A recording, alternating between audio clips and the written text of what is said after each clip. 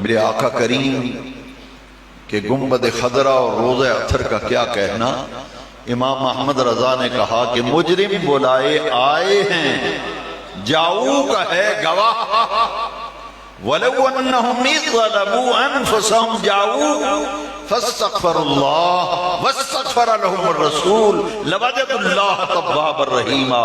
مجرم بلائے آئے ہیں، جاؤ کا ہے گواہ، پھر رد ہوں. کب یہ شان کریموں کے در کی ہے، کب یہ شان کریموں کی در ہے.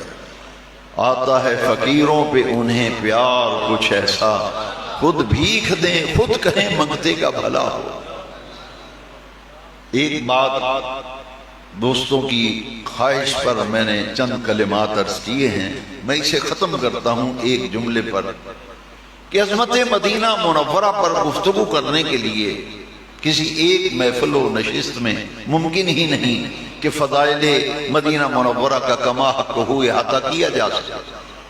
لیکن بس اتنی بات سمجھ لیں، کیا مقام ہوگا اس شہر محبت مدینہ طیبہ، مدینہ عالیہ، مدینہ منورہ کا کہ اس شہر میں میرے آقا کی قبر انور میں وہ مقام، وہ جگہ جو حضور کے جسد پاک سے نہیں بلکہ جسد اطہر سے لگنے والے کفن کو زمین کا حصہ جو مس کر رہا ہے وہ کعبے سے بھی افضل ہے، اللہ کے عرش سے بھی افضل ہے،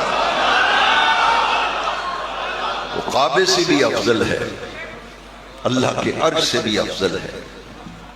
اور دیوبند مکتبہ فکر کے ایک بہت بڑے عالم مولانا شبیر احمد عثمانی نے اپنی کتاب میں بڑی وضاحت سے اس پہ دلائل دیے ہیں کہ کیا مقام ہوگا حضور کے روضہ اطہر کا، قبر انور کا. حضور کے جسد پاک سے نہیں بلکہ جسد اطہر و اقدس سے لگنے والی مٹی کو جو کفن کا حصہ، زمین کا جو حصہ کفن مبارک کو مس کر رہا ہے، اس مٹی کا اتنا عرفہ اور اعلیٰ مقام ہے کہ وہ بیت اللہ سے بھی افضل ہے، اللہ کے عرش سے بھی افضل و اعلیٰ ہے.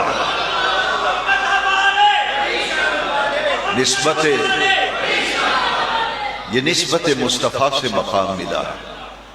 لوگ کہتے ہیں ریاض الجنہ میں نفل پڑھنے ہیں، تو ریاض الجنہ دراصل یہ میرے مصطفیٰ کی گزرگاہ ہے. اس کی فضیلت پر اگر ما بین بیتی و منبری روضۃ من ریاض الجنہ، ریاض الجنہ کو مقام ملا تو اس لیے کہ وہ میرے بدنی کریم کی گزرگاہ ہے.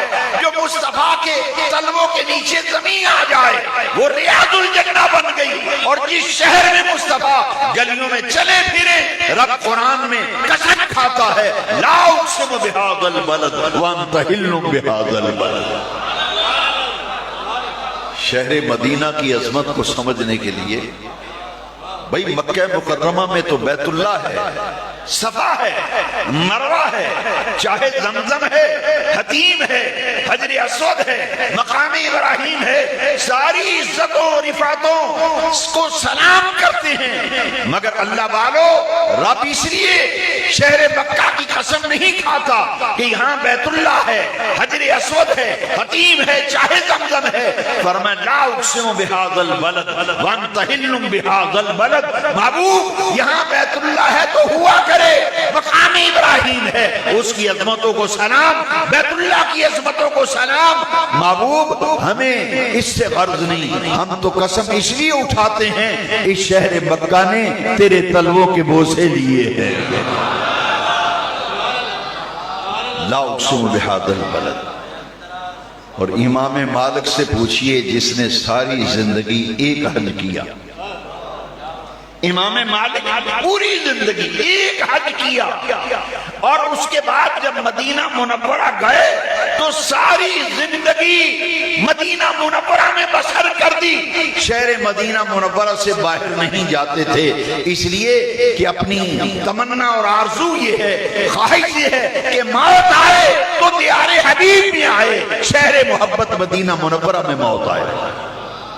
موت کے انتظار میں ساری زندگی امام مالک نے مدینہ منورہ میں گزار دی. کہ شہر سے باہر جاؤں تو کہیں موت نہ آ جائے. گلیوں میں چلتے تھے تو دیواروں کے ساتھ ساتھ پنجوں کے بل چلتے تھے, کہیں ایسا نہ ہو میرا قدم اس مقام پہ نہ آ جائے جہاں سے مصطفیٰ کی گزرگاہ. امام مالک شہر مدینہ کی جو محبت ادب و احترام سکھا گئے, یہ ایمان والوں کا حصہ ہے.